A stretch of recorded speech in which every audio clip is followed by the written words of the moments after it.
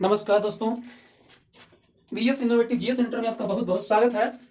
उत्तर प्रदेश की श्रृंखला में आज हमारा एक 5वां वीडियो है। इसके पहले हमने आपको उत्तर प्रदेश की भौगोलिक स्थिति बताई, जिसमें हमने आपको बताया कि उत्तर प्रदेश हमारा अक्षांशीय स्थिति उसकी क्या है, देशांतरीय स्थिति क्या है। उसके बाद हमने आपको बताया मंडल कितने हैं, और उसके बाद हमने आपको बताया महत्वपूर्ण तथ्य में बताया हमने आपको कि इसकी जो अकादमिक संस्थान कौन से हैं। उसी श्रृंखला में आज हमें नदियों के बारे में बताना है। तो उत्तर प्रदेश की नदियों की अगर बात की जाए, उत्तर प्रदेश की नदियों की अगर बात की जाए तो सुविधा की दृष्टि से हम इसको 3 भागों में बांट सकते हैं। उत्तर प्रदेश की नदियों को हम 3 भागों में बांट सकते हैं।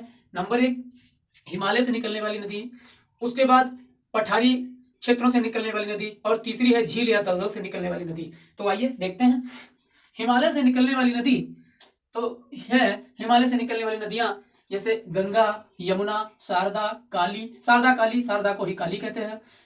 गंडक, रामगंगा, गंडक, रामगंगा, सरयू। सरयू नदी का जो नाम है वो घाघरा है, ये अयोध्या में जाके सरयू के नाम से जानी जाती है। राप्ती और रोहिणी, ये है आपकी हिमालय से निकलने वाली नदियां। ये सदावाहिनी नदियां हैं। आपको पता है कि हिमालय से जो नदियां निकलती हैं वो सदावाहिनी है, क्योंकि बर्फ पिघलता है और मैदानी क्षेत्रों में आता है, वो नदियों को रूप ले लेता है और नदियां बन जाती हैं। प्रायद्वीपीय पठार से निकलने वाली नदियों की बात की जाए तो चंबल, बेतवा, सिंध।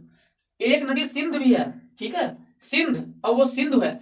अगर हम बात करें वो सिंध है, उसके बारे में, भारत के बारे में जब इस जानकारी देंगे तो बताएंगे। तो चंबल, बेतवा, सिंध, टोंस, केन, सोन, हिंडन। हिंडन नदी के बारे में आपको पता है। हिंडन नदी किनारे क्या है, गाजियाबाद नदियां हैं। उसके बाद मैदानी क्षेत्र में स्थिति किसी झील या दलदल से निकलने वाली गोमती नदी। गोमती नदी पीलीभीत के पास से फुलहर झील से निकली है। फिर सई नदी, फिर पांडो नदी, फिर ईसन नदी, आदि नदियां हैं। तो सबसे बड़ी नदी तंत्र की अगर बात की जाए तो सबसे बड़ा नदी तंत्र जैसे है कि गंगा, यमुना, चंबल, बेतवा। तो आइए हम गंगा के बारे में देखते हैं, पूरी जानकारी गंगा के बारे में। गंगा नदी भारत की पौराणिक नदी है। गंगा नदी भारत की पौराणिक नदी है, पवित्र नदी है। और ऐसा सुनते हैं कि गंगा जी में स्नान करने के बाद जो हमारे पाप हैं वो धुल जाते हैं। वास्तविकता जो कुछ भी हो, किताबें ही कहती हैं।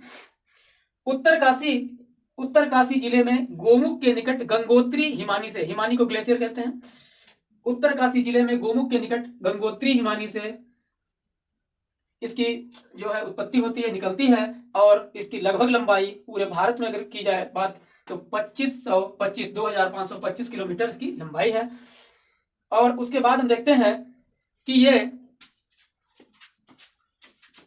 उत्तराखंड में गंगा नदी जो है, उत्तराखंड में गंगा नदी 110 किलोमीटर इसका बहाव है, 110 किलोमीटर के रेंज में बहती है। उसमें उत्तर प्रदेश में सर्वाधिक 1450 किलोमीटर, उसके बाद बिहार में 405 किलोमीटर, फिर झारखंड में 40 किलोमीटर, पश्चिम बंगाल में 520 किलोमीटर।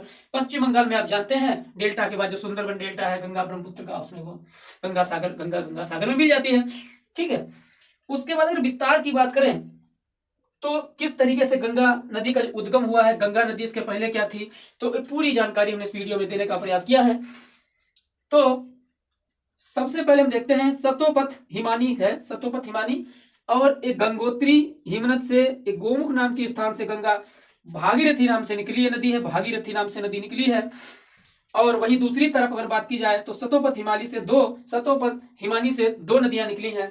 एक का नाम है धौली गंगा, एक का नाम है विष्णु गंगा।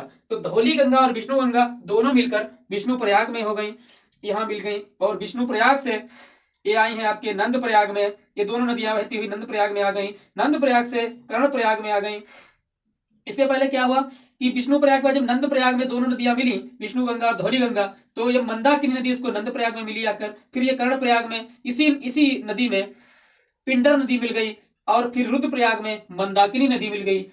और रुद्रप्रयाग के बाद मंदाकिनी नदी, और इधर से भागीरथी नाम से बहती हुई नदी, भागीरथी नाम से बहती हुई नदी यहाँ देव प्रयाग में मिल गई, और ये बन गई यहाँ पर गंगा नदी। तो इस प्रकार से हमने देखा कि 2 और 3 नदी मिलकर एक जगह मिली, और ये जो स्थान है उसको कहते हैं देवप्रयाग, देवप्रयाग कहते हैं ये देवप्रयाग। और भागीरथी नदी पर ही यहाँ पर एक गणेश प्रयाग पड़ता है, और इसी में एक भीलांगना नदी मिलती है, और यहाँ पर बनाती है टिहरी बांध, टिहरी बांध।